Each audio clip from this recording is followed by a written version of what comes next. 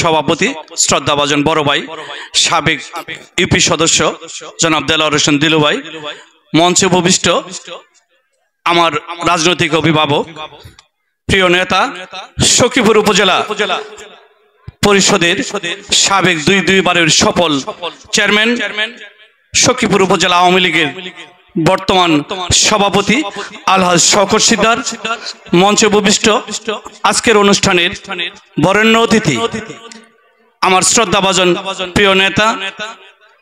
সখীপুর উপজেলা আওয়ামী লীগের সম্মানিত সদস্য, বোয়ালি ডিগ্রি কলেজের সুযোগ্য অধ্যক্ষ অধ্যাপক সাঈদ আজাদ, মঞ্চে উপবিষ্ট শ্রদ্ধাভাজন মুজিব সরকারি ডিগ্রি কলেজের সুযোগ্য অধ্যাপক বাহারুল স্যার, মঞ্চে উপবিষ্ট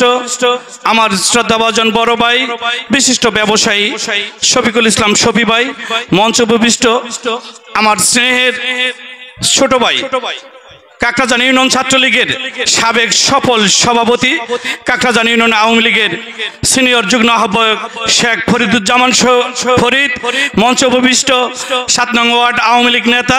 আমার শ্রদ্ধাভাজন চাচা বাদশাহ আলমগীর, মঞ্চে উপবিষ্ট আওয়ামী লীগের বিশিষ্ট একজন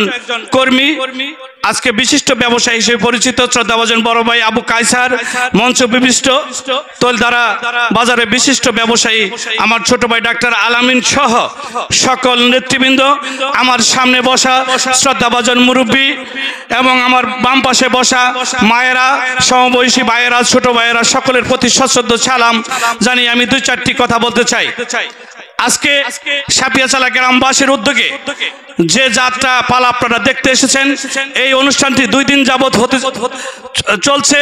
আজকে তার দ্বিতীয় দিন। মূলত একটি বিশেষ কারণে সাপিয়াচালা গ্রামবাসীর উদ্যোগে এই অনুষ্ঠানের আয়োজন করা হয়েছে এই মুহূর্তে। আর সেই কারণটা হলো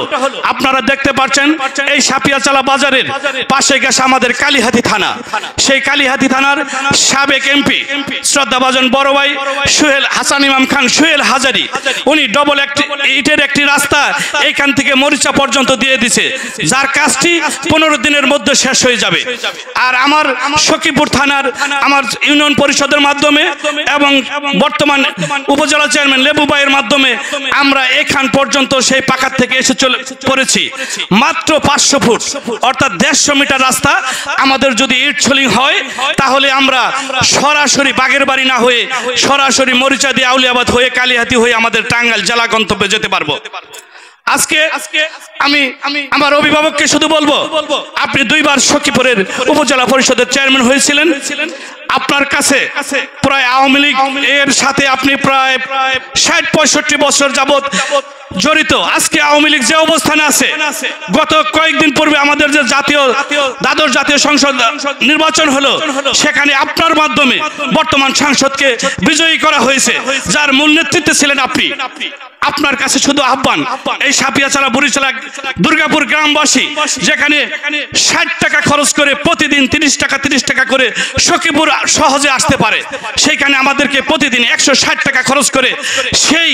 বাগের বাড়ি, হামিদপুর চৌরাস্তা, দিঘির চালা, তোলদারা হয়ে মহানন্দপুর দিয়ে আমাদের সখীপুর যাতায়াত করতে হয়। অত্যন্ত পরিতাপের বিষয়,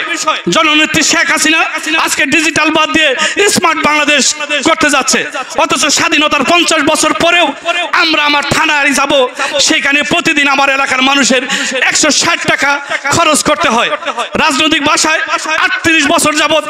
এইভাবে আমি একজন কর্মী হিসাবে আপনাদের পিছে পিছে শুধু কথা বলি, এই এলাকার মানুষের একটু উন্নতির জন্য, একটু লাভের জন্য, একটু পাকা রাস্তা দিয়ে আমার এলাকার মানুষ আমার নিজস্ব শহরে যে আপনাদের সাথে সাক্ষাৎ করবে, অথচ স্বাধীনতার 55 বছর পেরিয়ে গেলেও আমরা সেই কাজটুকু এখনো আমরা সেই গন্তব্যে পৌঁছতে পারি নাই। তাই আপনার কাছে আহ্বান, শুধু আপনি নয়, শ্রদ্ধাভাজন আওয়ামী লীগের নেতা সাঈদ ভাই সহ আপনারা মিলে যেভাবে আমাদের এমপিকে নির্বাচিত করেছেন, ওনাকে বলে আমার এই এলাকার মানুষ যাতে আগামী দিনে সহজে সখীপুর পৌঁছতে পারে, তার একটা ব্যবস্থা আপনারা করে দেবেন এবং এই জনসমুদ্রে তার জন্য একটা রাস্তা হবে, এরকম প্রতিশ্রুতিমূলক একটা কথা, একটা আশ্বাস অন্তত আপনারা আজকে দিয়ে যাবেন। পরিশেষে আগামী সামনে আমাদের উপজেলা পরিষদ নির্বাচন, আপনি দুইবারের উপজেলা পরিষদের চেয়ারম্যান ছিলেন, আবারও নির্বাচন যাচ্ছেন আপনি আওয়ামী লীগের সভাপতি, আওয়ামী লীগ আমরা যারা করি তাদের অভিভাবক, আপনার সাথেও আরেকজন আমাদের নেতা আপনার সাথে সবসময় থাকে, আপনার সহযোদ্ধা অধ্যাপক সাঈদ আজাদ, উনিও নির্বাচন করতে যাচ্ছে। আপনারা আগামী দিনে নির্বাচিত কে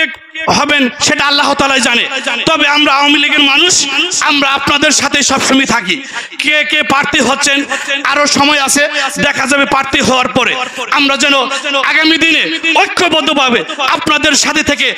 আমাদের মনোনীত প্রার্থীকে নির্বাচন করতে পারি, যার মাধ্যমে এই সখীপুরের প্রত্যেকটা প্রত্যন্ত অঞ্চলের সাধারণ মানুষের উন্নয়ন করবে। আল্লাহ তাআলা যেন সেরকম মানুষকে আগামী দিনে নির্বাচনে বিজয়ী করে সকলের সুস্বাস্থ্য কামনা করে, আপনাদের সুস্বাস্থ্য কামনা করে আমি আমার সংক্ষিপ্ত বক্তব্য এখানে শেষ করছি। জয় বাংলা, জয় বঙ্গবন্ধু, আসসালামু আলাইকুম।